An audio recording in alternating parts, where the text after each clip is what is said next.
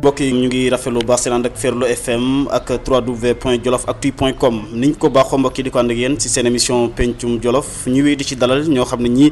doomu diwaan bi la seen xel màcc lool ci wàllu yokkute ñiy waxtaan ak ñoom waaye di leen xam ne ak askan wi tey nag mbokk yi ñu ngi ci wéndi am ci mbégte baax dalal ci Mahfouss Ba nag moom doomu département bu Linguère la doomu Tessékéré waaye ti nekk doomu Ganiyé yi xëy na ñu daal di ci ñëwaat ñu su mu gën a yaatoo Mahfouss Ba ñu ngi lay nuyu am mbégte baax dalal la. Dame maa ngi lay nuyu bu baax di nuyu jolof yëpp ñuy déglu à travers cette émission di la gërëm ci invitation bi ñaan rek li ñu fiy wax mu nekk loo xamante ni dafay jariñ askan wi surtout waa Jolof. xëy na pël buy wax wolof dana xaw a taq suuf mais am na solo ku nekk département bu Linguère également ngay pël di wax wolof mel nii muy wane ne xëy na département Linguère pël wolof naar séeréer ñëpp benn lañu. li nga wax moom lu am solo la man nag suma wolof c'est vrai que xaw na takk suuf mais bon dinañu jéem rek def ni ñu koy defee puisque comme tu dis Jolof ñun ñëpp ñoo ko bokk am na séeréer am na pël am na wolof am na naar donc ñun ñi man fi mu njëkkee jàng ci këru naar laa nekkoon bi man jógee foofu aussi à Mbëlëxe j'ai été également chez les wolof donc man doomu Jolof la doomu pël la doomu séeréer la doomu wolof la. d'accord Mahfouss Ba yow expert nga ci wàllu management spécialisé ci wàllu ressources humaines correspondant nga ci wàllu ressources humaines ci Senelec waaye laata booba xëy na Mahfouss Ba ñi ñu ngi lay déglu xëy na ñi la xam nga néew bëriwul ñi nga bokkoon ak classe yàgg na lool d'abord tey ñi nga xam ne ñi ngi déglu Ferlo FM Jolof Actu tey bu ñu bëggoon a xam Mahfouss fi mu fekk baax ak fi mu jaar ci wàllum njàng lan la ñuy wax. waaw mbégte bu mag daam man maa ngi juddoo fi Wiidu ci Ngóol yi fi ñu nekk du wax dëkk bu ñu naan Ganineyel maa ngi def suma première pas à l'école au niveau de l'école de Wiidu ci Ngóol yi ñun ñooy la première promotion au niveau de cette école bon maa ngi def suma entrée en sixième au niveau de Mbëlëxe la amee entrée en sixième ñëw Daara Jolof def fa collège obtenir foofu suma BFM en 97 soog a dem Ndar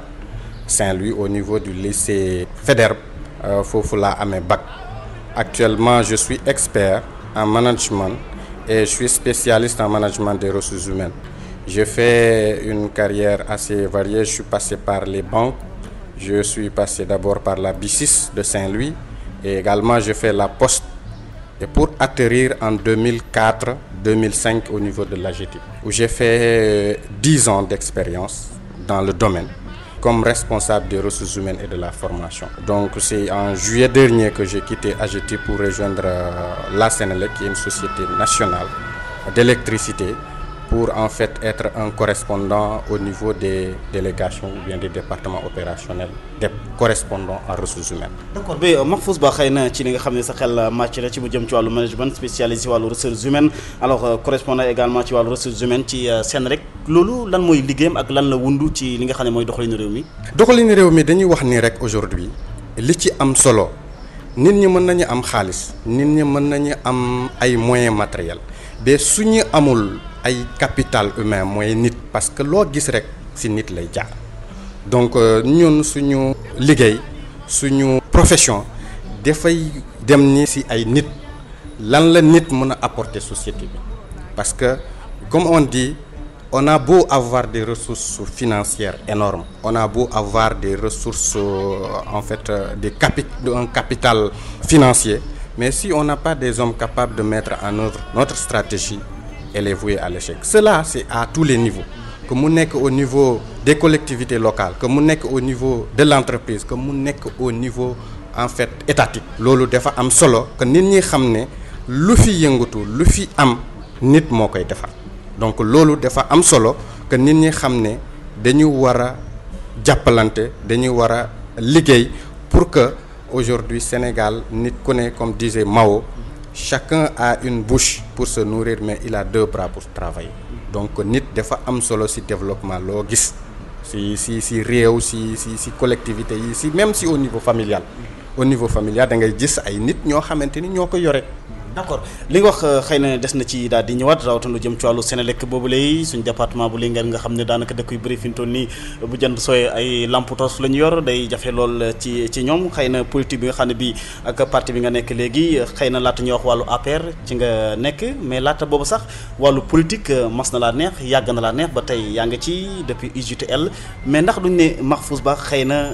muyewul la mayo comme niñ ko waxee xëy na waajuram nga jël Gori Ba xëy na moom moo ñëw rek defal ko yëpp fàkkal ko rek ba fa mu war a jaar mu jaar fa. déedéet loolu xam naa du loolu parce que moom c'est vrai que moom aussi yàgg na ci def ci politique c'est vrai que nekk na un port inspirateur pour ñun pour que ñu mën a def politique ak notamment d'autres personnes mais nous on a été toujours sur le terrain notamment les renouvellements de l'UJTL de 2012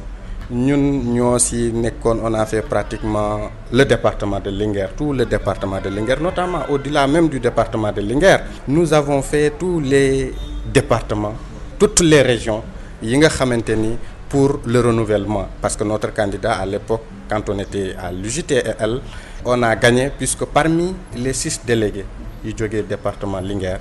boobu yaa ngi fàttaliku ñooñu ñan la woon. waaw boobu maa ngi fàttaliku il y avait les Alilo il y avait les Mor Ndiaye de Linguère et de Daara Jolof il y avait Adama Fall nga xamante ni nekkoon Bamba Fall aussi ñu nekkoon candidat man nekkoon candidat. ñu jógee foofu ba ñëw à ce niveau moom mu déclaré candidat au niveau national on n'avait pas de consensus à ce niveau bu ñu demee ñun parmi les 6 ñu jóge woon foofu dañu ko yóbbul suñu candidat mu nekkoon Barakay moom ils étaient restés seulement lui en tant que délégué ak une autre fille. mais xëccoo bu métti boobu lan moo ko waraloon juróom benn ngeen bëri noonu dafa wane woon ne dafa am macaat bu nekkoon ci UJTL donc. c'était pas avant c'était un problème de conviction ñun on ne le connaissait pas.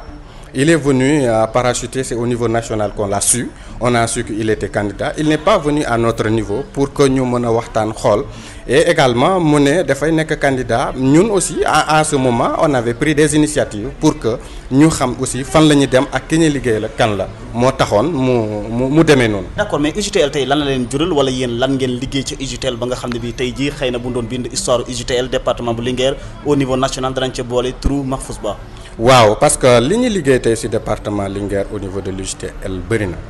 parce que l'UJTL au niveau du département de Linguère je pense que suñu ko waxee aujourd'hui ci suñu renouvellement bi lañ ko njëkk parce que bu njëkk qu'est-ce qu'on faisait on prenait rek un responsable prenait rek ni kii mooy kii et puis ñu continuer ñun on a battu campagne ñun on a été au niveau des populations ñu on a discuté avec eux on a échangé avec eux ñu dem ba nga xamante ni à l'époque le ministre d'État Habib Sy bi ci nekkoon nu mu ñu orienté woon sax comme on n'était pas d'accord il y avait vraiment une conscience à notre niveau on n'avait pas en fait épousé idée bu ma bëggoon a dégager. ban idée la woon boo xam ne bi xëy na àndoon ci woon. idée bu ma bëggoon dégager parce que en ce moment il avait voulu en fait soutenir Maître Adama Fall moi il m'a reçu dans son bureau en me disant que oui Maître Adama Fall est un avocat et que il aurait pu aujourd'hui aider parti bi dëgg la loolu dëgg la mais ñun aussi xamuñu woon loolu mu ne donc nañ ko soutenir nous à notre niveau ñu def concertation bi ñu defee concertation nous les jeunes on n'a pas épousé cette idée et on est allé en élection bu ñu demee élection mu metti lool ñu dem ñu reporter ko ñu saboter élection yi. ñu ngi ko defee au niveau de Linguère du centre Albadé je pense. mais ndax kon ba ñëwoon ki nga xam ne waa ndax yàlla avocat la moom itam maître Adama xëy na mu am lu mu bëri lu mu mën a indi mais xëy na lim dëkkoon Linguère moom itam mu dëkk Linguère moo taxoon ngeen wax ne dafa bëgg xëy na dimbale mbokkam wala. c'est vrai que jege woon na ko parce que jege woon na ko bu baax mais ñun dañ ne waxoon aussi dafa amoon lu xewoon lu amoon rek commune Linguère lañ koy jox. te je pense que commune Linguère kese deful département Linguère bi. donc boo xooloon ñi jógee ci yeneen communes yi yeneen communautés rurales yi il y avait des gens il y a des personnes qui avaient vraiment de la valeur ñooñu noonu ñu ne léegi il faut que ñu changer que ñu repenser le mode de faire de la politique au niveau du département lu ñëw rek ñu ne commune Linguère wala commune Dara mais collectivités locales yooyu aussi am nañu ci part de responsabilité d'autant plus que ñun ñëpp ay doomi Jolof lañ ñun ñëpp aussi on a fait de la politique on a fait le terrain. mais d'accord mais UJTL xëy na rek nga def wala def nga MEL pour étudiants yi. PDS wala. j'ai fait l'UJTL je fais également le PDS le PDS en camp partenaire parce que l'UJTL en fait c'est les jeunes du PDS boobu bu may jógee PDS je mettais encore dans le statut dans le règlement intérieur du PDS en tant que jeune parce que il faut avoir au-delà de 35 ans pour sortir des structures des jeunes. D'accord mais lan moo la neexoon ci maître Abdoulaye Wade xëy na ba nga bokk ak moom ci parti bi. parce que en fait à l'époque quand même man foofu laa njëkk a militer parce que ñun dañ ne woon il fallait que changement am sama papa il a été au niveau du PS mais moi j'ai jamais milité au niveau du PS. kon problème amoon na xanaa ci kër ga. waaw bon c'est vrai que problème amoon na puisque en ce moment aussi j'étais plus dans les si études yi laa gënoon a concentré que politique mais bu ma jëlee ne décision di may def ba politique man dama nekk au niveau du PDS dama militer au niveau du PDS. mais xëy na yéen seen politique li ko wóotale woon mooy xëy na jàng nga fenn fii yaa ngi dem rek di idéologie xëy na ngay gëmee ñoom xëy na mag ñi nag ñoom duñ ko gisee noonu. waaw ñoom xam nga nekk bu njëkk moom PS dañu amoon doole trop ci Jolof loolu ñeme woon sax nekk foofu nekk chef de village nga naan da ngay nekk beneen parti loolu moom du amul woon mais ñun c'est avec nous ça a changé on a commencé que papa ji ne fii laay nekk yow nga ne non man fi ngay nekk man gëw ma ko fii laay nekk. mais mosu leen si am benn incidence ci xalaat wala. mosuñu si am incidence vraiment il était compréhensible aussi à un moment donné jéem na jubbanti xoolal lii mais en fait mosuñu si am benn problème. d'accord mais kon ni nga jógee ci PDS moom ba ñëw ci APR lan moo ko waral transhumance lañ koy jànge wala. non du transhumance vous savez transhumance nit ñi ñu ngi koy wax parce que boo xoolee aujourd'hui au niveau de l'APR également c'est une continuité parce que l'APR est pratiquement un démembrement du PDS. li ma gis mooy que à un moment donné les populations ont tourné le dos au PDS pour plusieurs raisons. boobu bu mu ñëwee ñun ñi aussi à travers le ministre parce que man ku ma indi APR c'est le ministre de l'industrie et des mines Aly Ngouille Ndiaye. bien avant même muy ñëw bu muy créer mouvement bi. mouvement pour la renaissance de Jolof. oui def ma woo à son bureau à Ouest Foire ñu toog waxtaan mu exposé ma projet yi mu am yépp concernant le Jolof notamment l'habitat pour les enseignants et beaucoup d'autres projets. mu soxaloon la ma trop parce que man aussi je suis plus un acteur de développement qu'un politique. parce que ce qui fait que j'ai eu à organiser antérieurement à Yang Yang des journées médicales gratuites avec des veillées culturelles. C'était ça pour vraiment Yang Yang polariser 4 collectivités locales Mboula, Kamb, Mbëlëxe ak Tessékéré. donc ñu def ko foofu nit ñi je suis vraiment mbégte. parce que c'est la première fois qu'on avait amené là-bas Médisol International pour Dr Rose Wardini mu consulter population jigéen ñi ci cancer du col de l'utérus. qu'on avait déplacé également l'équipe mobile de CNLS à l'époque Ibra Ndoye moo ko jiite woon ñu dem en fait consulter foofu pour xool nit ñi saytu ci wàllum sida parce que boobu ñu ngi ko doon wax lu bari ci Jolof. donc mu nekk lu bari ñu lijjanti woon également au niveau de la fondation Viviane Wade pour que toutes ces populations avec ICP bu fa nekkoon il va pas me démentir mooy Fallé ICP bu fa nekkoon infirmier de chef de poste ñu ne ko cas yi ñu fa détecté yépp on pouvait les prendre en charge vraiment au niveau national pour que mu nekk njariñu population bi. mais Mahfouz Ba kon xëy na wax nga léegi Aly Ngouille Ndiaye le ministre xëy na moom moo la yey ci programme xëy na li mu am ci programme bëgg a ànd ak njiitu réew mi mais boobu baa moom Sidé Sow ma nga xam ne yéen a bokk seen ab commune moom lu mu doon xoolaan bañ lay jël comme xam ne yow ku cadre nga gone nga goo xam ne gi xëy na mën ngaa indil dara lu tax moom fu mu nekkoon. Sidé dox na ci lu bëri parce que moom depuis tout le temps moom ci mën nañu wax sax aussi moom dafa nekkoon di jouer le rôle entre pour que ñun ñu fekk ci ko parce que il le dit souvent le ministre le dit Sidé ci boppam mooy le coordonnateur du département. le ministre Aly Ngouille Sidé a dit devant moi devant le ministre que moom moo tax mu dem APR. donc au-delà de ça réerewuñu parce que man aussi bi may dem foofu bi ñuy ànd foofu c'était avec la collaboration de Sidé. Sidé a joué un rôle important pour également que ñun ñi ñu fekk mais auparavant dafa fekkoon ne man j'ai discuté largement et longuement avec le ministre te gis naa programme bi mu yore également mën na nekk loo xamante ni jolof yi mën nañ ci jariñu parce que man je dis il y a de la politique politicienne mais comme la politique c'est l'art de gérer la cité et nous on a le devoir de gérer la cité parce que loolu mooy suñu fasta nit ñi yóbbu nañ ñu suñu parents yi yóbbu nañ ñu école ñu jàng am lu ñu gis ne aujourd'hui réew mi nu muy doxee gis ne adduna bi nu muy doxee bu ñu gisee tey nit koo xamante ni dafa épouser li ñuy def dañuy ànd ak moom àndoon ak moom rek pour wut dara mais dañuy ànd ak moom pour defar Jolof loolu mooy yëkkati moo tax également quand il nous a sollicité il a présidé le meeting de ralliement que j'ai organisé le 18 janvier 2015. kon mooy wane ne léegi dugg nga ci li nga xam ne moom mooy meeting bi daanaka sax ñu bëri xëy na dañ doon ruuma daan ne Mahfouz Ba deful meeting de ralliement day wax ne APR la bokk rek bokkul sax ci APR parce que boo deful meeting boo jógee ci benn parti xëy na il faut nga déclarer nag. non on a fait un meeting et le meeting a été médiatisé nit ñi ñëw nañu il y avait eu beaucoup de chefs de village yoo xamante ni yu ñëw yoo xamante ni ñu déclaré également que ñu nekkoon PDS plus de 15 le rapport est là que ñëw nañu fekk ci APR. loolu c'est clair, c'est connu. Moi, je suis un militant de l'APR. Je travaille en collaboration avec le ministre et vraiment l'ensemble des responsables yi nekk tey ci département bi ñi nga xamante ni liggéeyal Sénégal moo leen soxal liggéeyal parti bi moo leen soxal. d'accord mais li ñuy wax kay xëy na Mahfouz Ba mooy ne gone yu bëri daanaka dégg nañ ne fa nga xam ne fa nga fekk baax di gënalee wala tesekere xëy na doo fa teg sa tànk wala la nga fay teg tànk bëriwul ñu bëri xamuñ la alors mais bu boobaa lan mooy sa fief fan mooy sa gannaaw ñan nga ànd ak. def naa ne man Ganini Yel xam nañ ma foofu Tessekere xam nañ ma foofu je suis très connu récemment j'ai fait une tournée à Tessekere dans le cadre d'une tournée que le ministre a initiée. Dans le département, j'ai fait Bogal Danayal chez Sidel, on a passé la nuit là-bas. J'ai fait Amali avec le ministre, j'ai fait Tessekere, j'ai fait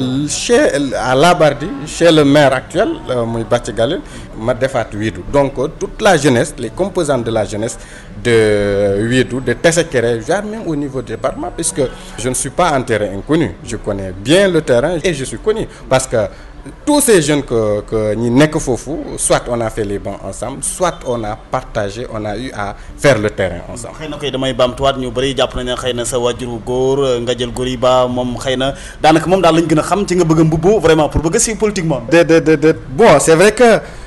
c'est très difficile de les dépasser parce que quand même man dama judd rek fekk ko muy def politique. te xam naa également cawarteem ci politique. xam naa également njàmbaaram ci politique parce que cawarte bu mu am su fekkee woon ne peut-être ñu bëri am nañ ko tey mën nañu am ne yokk nañ moom ak suma père Sidel je pense que ak le maire Bathie Galil ak ñi fa nekk ñëpp yaakaar naa ne mbubboo ma ko def bëgg naa def lu raw lu mu def loo xamante ni lu raw lu mu def parce que je pense que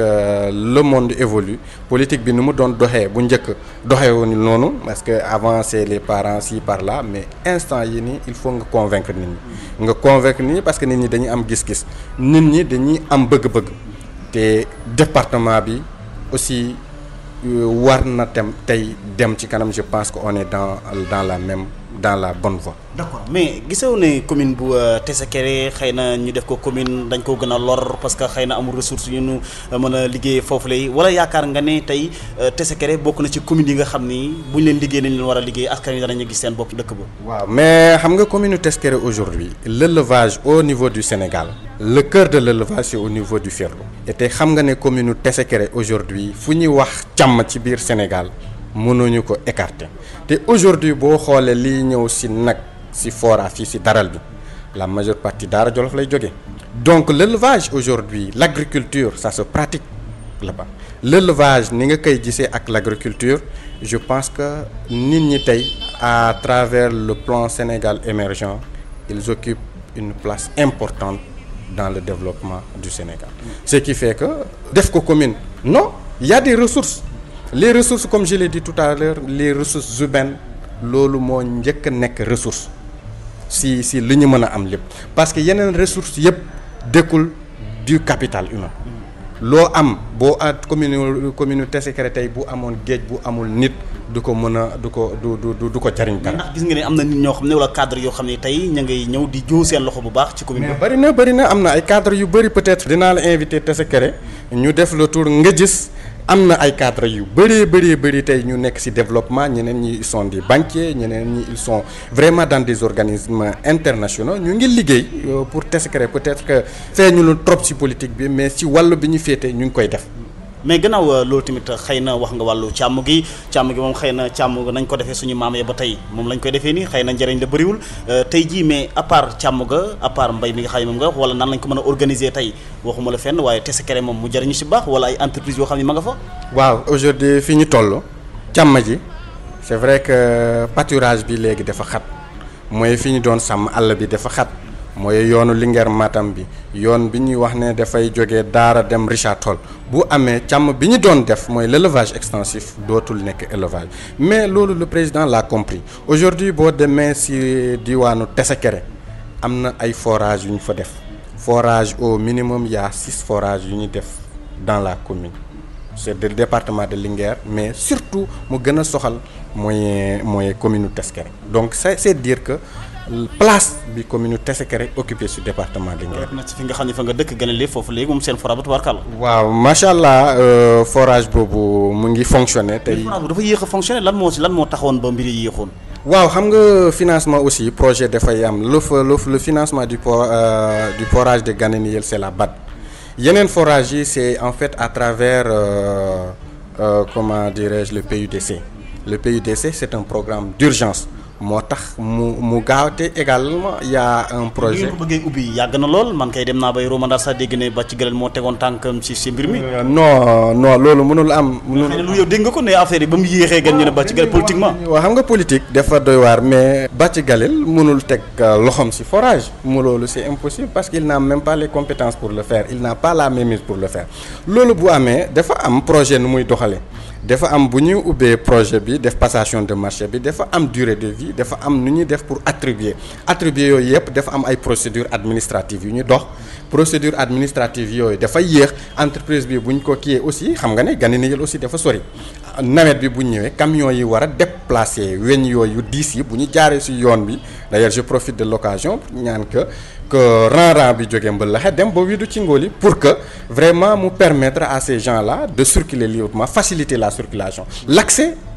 était vraiment une contrainte beneen problème bi également mooy les lenteurs administratives dans la passation du marché mais le projet alhamdulillah aujourd'hui est arrivé ñëpp gis nañ ne ubbi na ça fait presque 1 an l'entreprise récemment j'ai discuté avec ils vont démarrer incessamment le château d'eau pour que vraiment tout se passe bien comme bu ñu wax ne Bathie Galel xëy na mbir mee yéex rek non mbir mee yéex rek parce que jeune bari xëy na fan ko bëggoon def ne xul Bathie Galel politiquement également xëy na mbir la woon mën na nekk xam nga politique moom ku ne dafay Bathie Galel tey am na forage à Labardi avec le PUDC donc je ne vois pas vraiment le linking pour que moom mu mën ko tere mënul nekk mais gannaaw loolu tamit xëy na 2014 sax xëy na fekk na booba dugg ko ci APR bu baax wala booba yaa ngi ci biir mais Bathie Galel ni mu leen laminé foofu ci li nga xam ne moom mooy waa APR ci élection locale bi dafa métti. waaw 2014 c'est vrai parce que aussi il s'est préparé longuement et également kan moo fa nekkoon il était le seul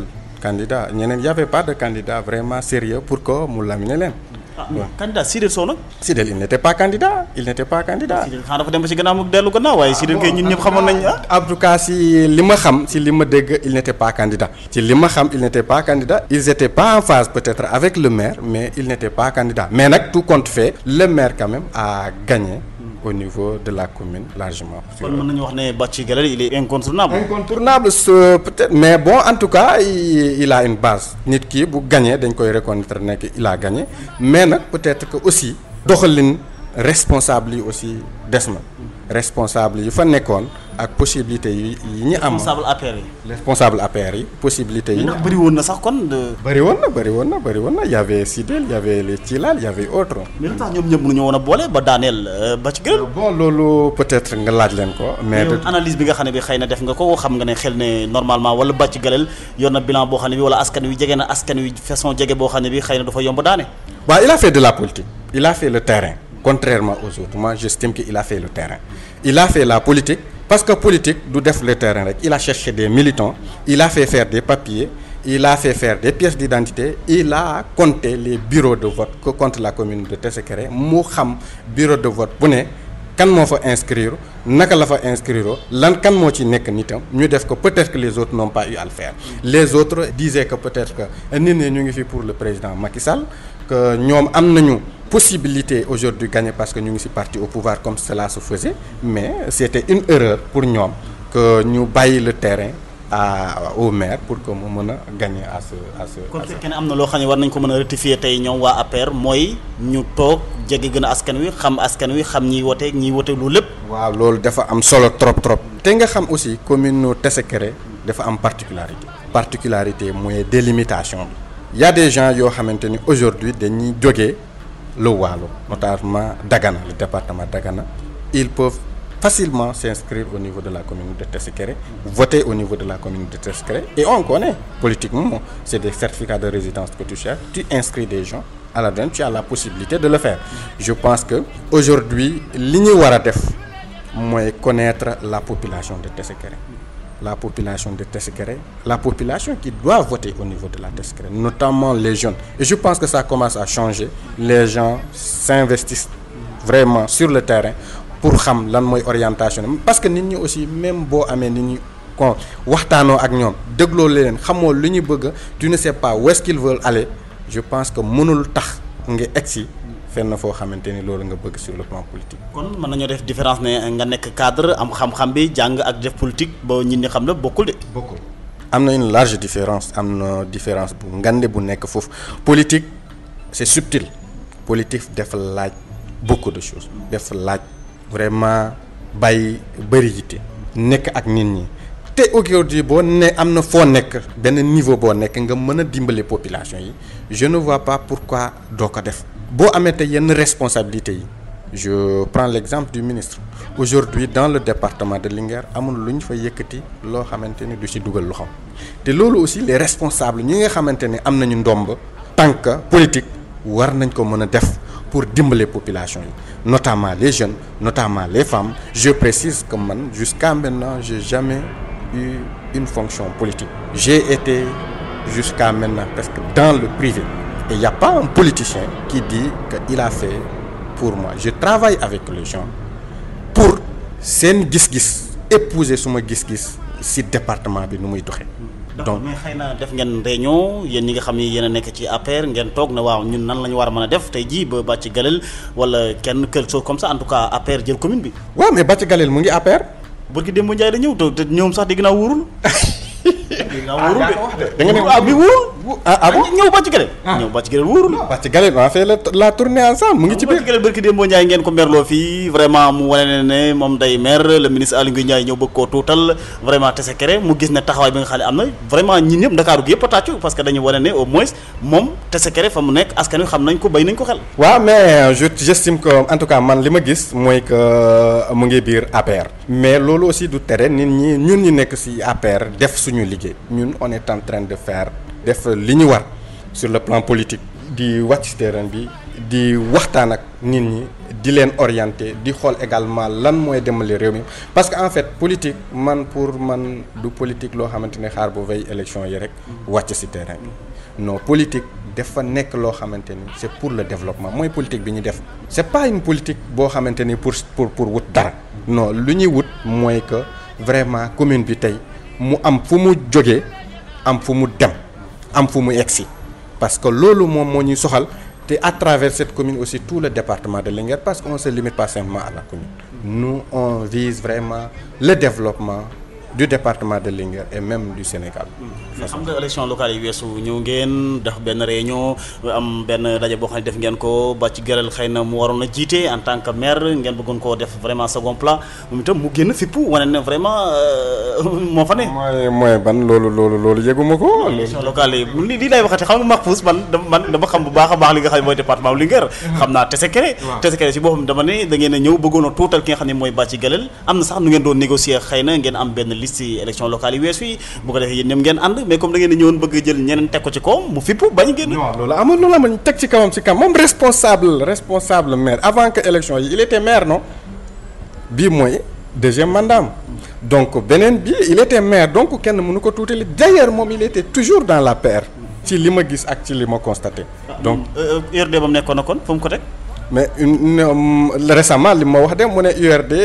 URD moom nekkul URD mu ngi APR. mais URD la nekkoon xam nga ne. waaw mos na nekk URD la nekkoon certes URD la nekkoon mais URD bu muy nekk aussi maire URD était en alliance également avec le PDS donc il y avait pas de candidat pratiquement il était seul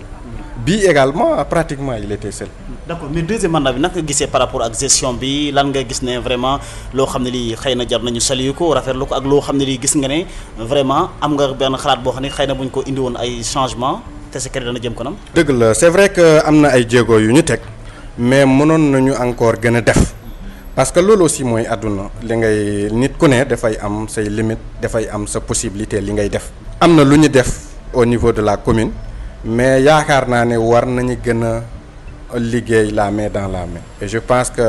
récemment il y a eu un consensus bu nekkoon bu ñu def entre le responsable le coordonnateur départemental ak le maire parce que ñun on a la chance également que le maire ak le coordonnateur ils sont de la même commune que nous donc je pense qu'aujourd'hui possibilité yi ñu am war nañu ci profiter woo pour que population mën ci bénéficier woo moo tax aujourd'hui li ñu mën a def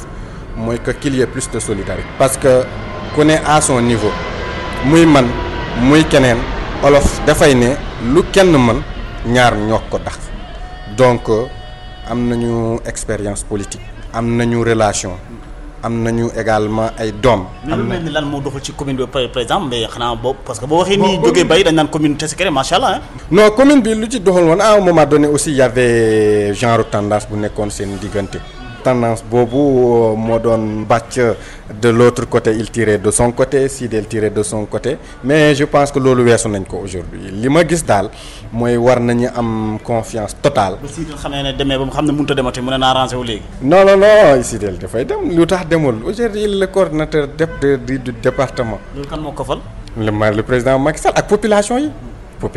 waaw loolu la c'est lui c'est-à-dire que liggéeyam moo ko fal moo ko jox puisque il a quand même quoi qu'on dise travaillé pour le département de Linguère. mais lu tax tey mënu koo daaneel dem ba membre la également sax membre conseil économique social et environnemental tey jilee wala taxawaayam ci li nga xam mooy département bu wala ci nga xam mooy commune bu TCCRE en tout cas gis nañu ci li nga xam ne moom nga wax léegi moom la ñun ñëpp xam ne xëccoo bu métti la amoon ci diggante mook Bathie Galel xëy na dafa dem ba nga xam ne bi xëy na mënut a demati mu ne naa la mission fexe nu ma indi. mais man gisuma woon xëccoo bi puisque moom à chaque fois qu'il parle mu ne musul nekk candidat xëccoo bi mooy lan xëccoo bi gisuma xëccoo bi ngay wax man. parce que man li ma gis mooy que à un moment donné y avait de incompréhension bu nekkoon moom Bathie moom dañ doon wax ne mu ngi ci biir nekkul ci biir moom mu ngi woon ci biir mais il va de soi que bu ñu doon liggéey ku ne jéem a solide sa base loolu la et politique c'est comme ça.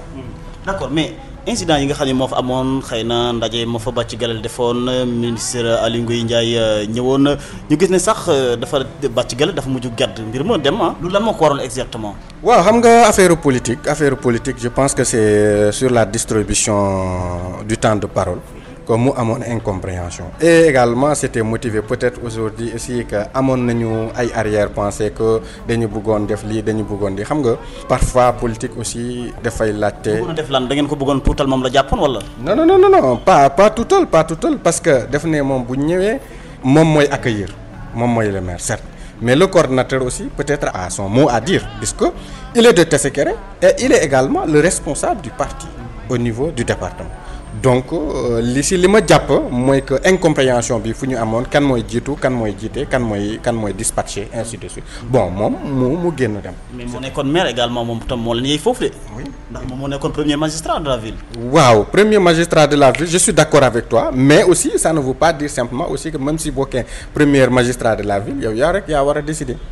si nit ñi war a doxale parce que je pense que nekk premier magistrat ne veut pas dire aujourd'hui aussi que yow yaay tiré nit ñi aussi am nañu seen kaddu war nga leen mën a déglu boo nekkee premier magistrat war nga leen mën a déglu war nga leen mën a bàyyi xel ñoom aussi ñu joxe seen point de vue ba pare nag parce que boo nekkee papay ñëpp nekkay apay jiite ñëpp war nga am benn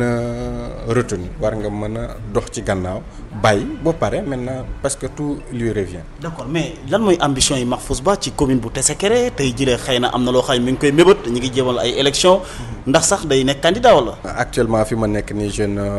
je ne mise pas c'est pas le moment de parler de candidature c'est pas le moment de parler de vraiment de la commune pour ay affaires poste. non man c'est li ma soxal comme j'ai dit depuis que j'ai commencé c'est vraiment le développement de la commune par quelle voie ça vraiment les circonstances. da nga monté gul voie yan voie nga yaakaar ne wala sax yow xëy na am na loo xam ne yaa ngi koy xalaat wala yóbbu nga ko ci commune ba. wax naa la léegi aujourd'hui fi ñu nekk moi antérieurement avant même ça j'ai eu à faire des consultations wax naa ko des consultations gratuites je ne visais pas simplement la commune parce que dinañu wax ne peut-être que commune am la peut-être dafa am lu muy woon j'ai visé l'arrondissement de Yaya je pense que ñi fa nekk mënuma nekk sous-préfet laaj gisuma la man li ma soxal mooy développement commune bi li ma soxal mooy nit ñi mën a avancer li ma soxal mooy également que commune Tessékéré bi mën a jëm kam et que ressources yi fay nekk les ressources humaines li capital humain bi fa nekk nit ñi mën a leen utiliser à bon escient parce que li ma gis mooy si suñu éducation si suñu culture am na loo xamante ni waroo ko def ak sa papa ak sa nijaay loolu dafa nekkoon une contrainte pour nous pour que ñu mën a descendre sur le terrain toog ak bàcc galeel ci benn table def ak moom réunion toog ak siideel ci benn table def ak moom réunion dafa nekkoon ci contrainte bu diisoon ci ñun mais xam nañu ne aujourd'hui pour que ñu mën a defal commune bi par rapport ak suñu connaissance suñu relation ak partenaires yeeg autres il faut que ñu toog ak ñoom puisque politique loolu la laaj ñoom peut-être xalaatuñu bàyyi politique bi pour l'instant puisque yaakaar nañ ne mën nañu apporter commune bi dara ñun aussi yaakaar nañ ni aujourd'hui suñu toogee rek li ñu war a indil commune bi du noonu loo xamante ni dina yomb trop ci contexte bu ñu nekk xam nañ ne aujourd'hui il faut que ñu liggéey mooy il faut que ñu wàcc ci terrain. d'accord mbokk yi may fàttali yéen a ngi déglu seen émission pencum Jolof ñu dalal ci Mahfous Ba expert ci wàllu management spécialisé ci wàllu ressources humaines nekk correspondant tamit ressources humaines ci Senelec nekk tamit doomu Tessékéré ñu fas yéene waxtaan ak moom ndax li ñu ci doon ci wax ci li ci des bëreetul mais laata boobu tey jile ki nga xam ne kii tey moom moo fexe ba dugal ci APR ni nga ko waxee léegi Aly Ngouille Ndiaye ak mouvement bu mu yoroon mouvement pour la renaissance du Jolof xëy na ci la tënkoon programme boo xam ne bii amoon nga ci yaakaar bu baax ne dana doxal Jolof tey jii mu jël mouvement ba seeyal ko ba mu seey nii kenn déggatu ko programme ba mu la waxoon léegi fa mu ca toll. waaw mu ngi ci récemment tu as vu qu'ils ont lancé le logement des enseignants au niveau de Linguère donc je pense que le ministre bu muy fekk ci APR dañuy discuter ci fànn yu bëri maa ngi doon déglu antérieurement ci volte-face Djiboka bi entre les deux tours mu ne woon que il soutient le parti socialiste puisqu'il est socialiste de souche. Il soutient le parti socialiste puisqu'il ne pensait pas travailler avec les libéraux moo taxoon mu dem xool gis boobu ne programme bu mu amoon pour URD boobu lay jël pour Abdou Diouf nangul na ko pour mu doxal ko. Je pense que le ministre également le ministre des Mines Aly Ngouille Ndiaye moom la wax ñun bu ñuy discuter def ne moom programme bi mu amoon pour le Jolof pour le département de Linguère bu mu waxtaanee ak Macky Sall programme boobu dañ ko insérer pour la plupart si le pont Sénégal émergent dañ ko insérer également si programme développement Sénégal bi yëpp donc ils ont pris en compte wax naa la léegi exemple bi ma la jox si logement des enseignants ak yeneen yi nga fay def yaa ma ko gën a xam puisque yow yaa ngi Linguère te yaa ngi gëstu yaa ngi wax nga ak moom émission récemment mais li nga xam ne tey seeyal na mouvement bi tey nekkul la métti wala non lu métti parce que xam nga aujourd'hui monde bi nu mu tëddee mooy c'est les grands ensembles c'est-à-dire que mouvement bi lu mu mën def à l'échelle nationale je pense que bu nekk ci parti de l'APR lay gën a mën a def lu muy def d'autant plus que c'est un ministre de la République. li nga gis ci Aly Ngouille xëy na gisoo ko ci Habib Sy ma woon Djibo Leyti Ka ma woon ndax yaakaar nga ne moom am na particularité am na loo xam ne xëy na am na taxawaay bu mu am Jolof boo xam ne bii ñim fi wóotu defuñ ko fi woon tey. man Djibo Ka xaw ma ko bu baax a baax parce que.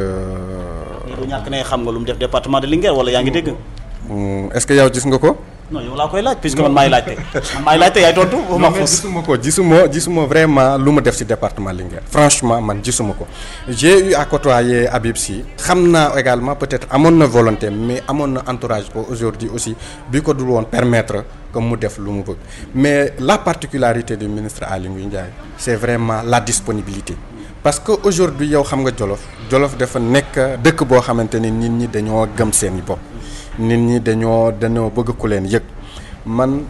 particularité bi ma gis ci moom mooy que nga nekk ministre am disponibilité bu mel ni man ak moom on a passé la nuit ci mbaar yow xam nga mbaar ci mbaar la ñu fanaan muy taw mu ñu yeewu ndekkindoo ensemble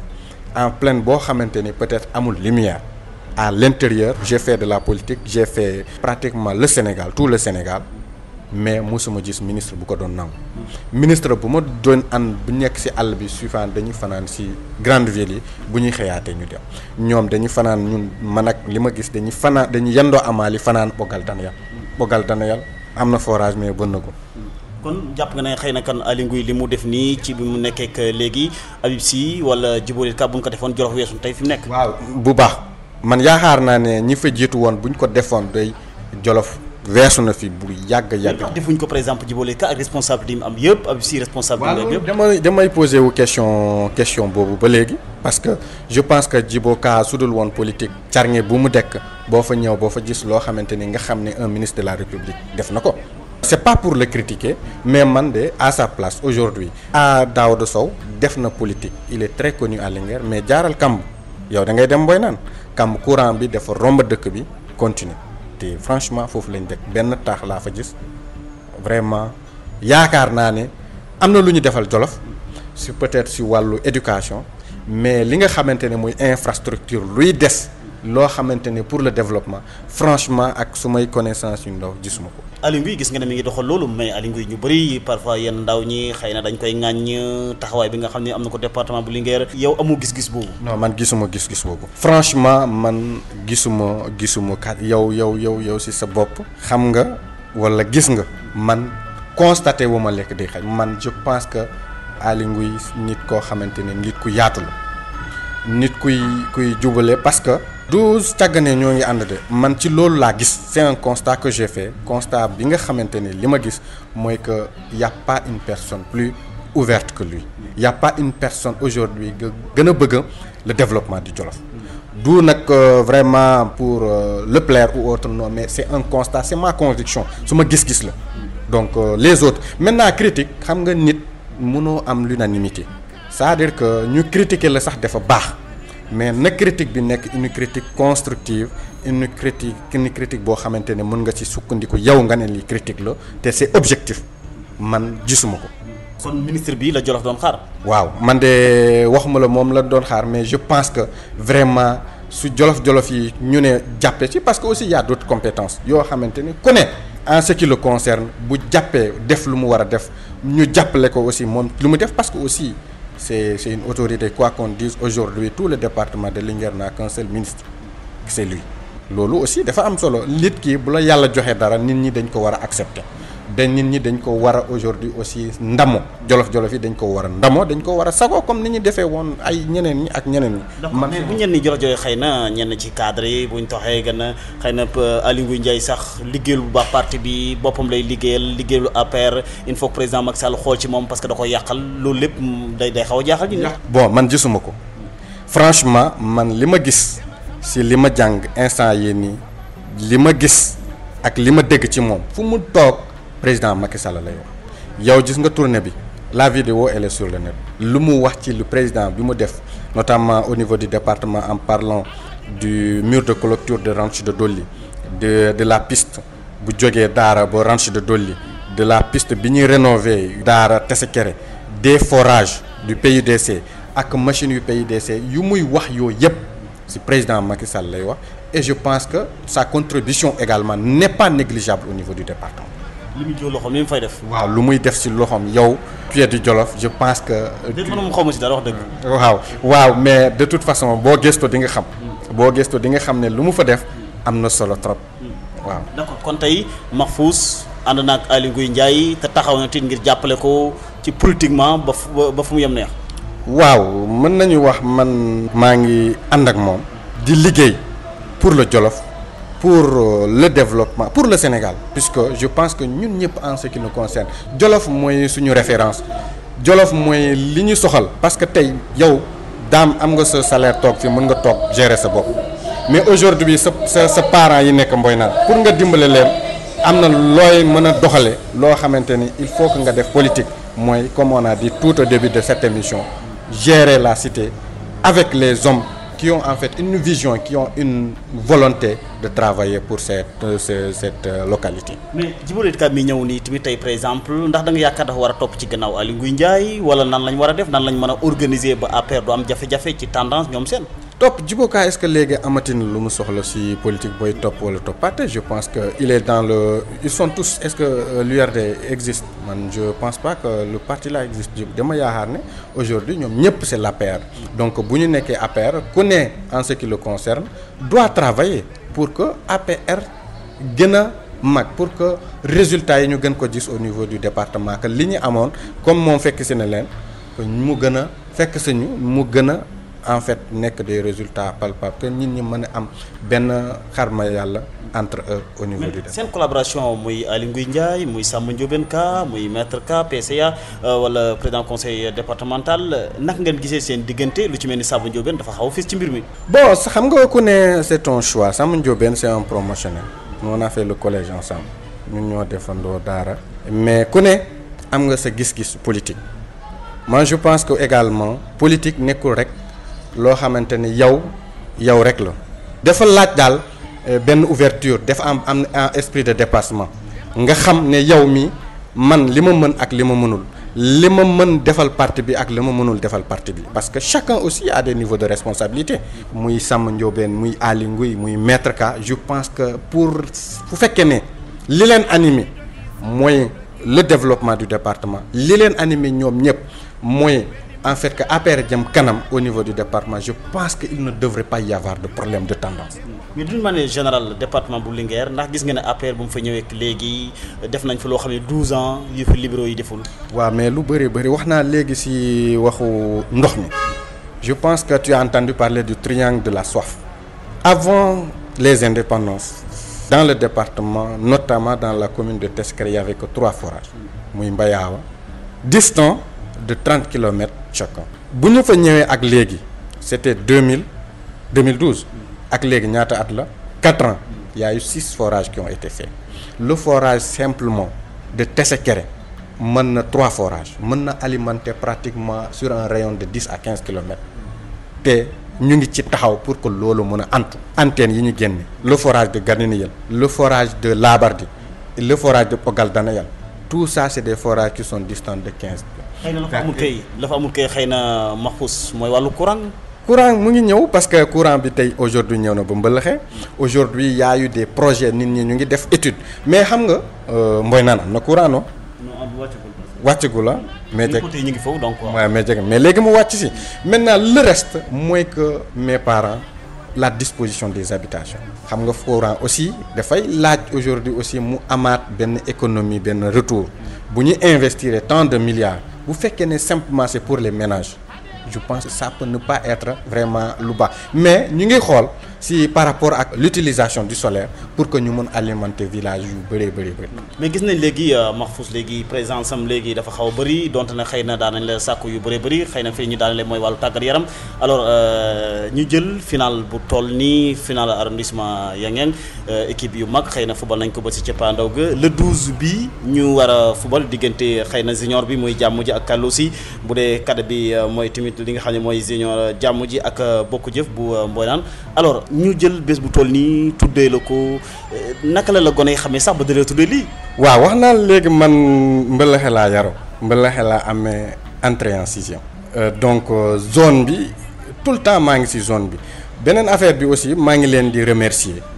remercier ndaw yooyu parce que maa ngi wutan comme toi di xool lu tax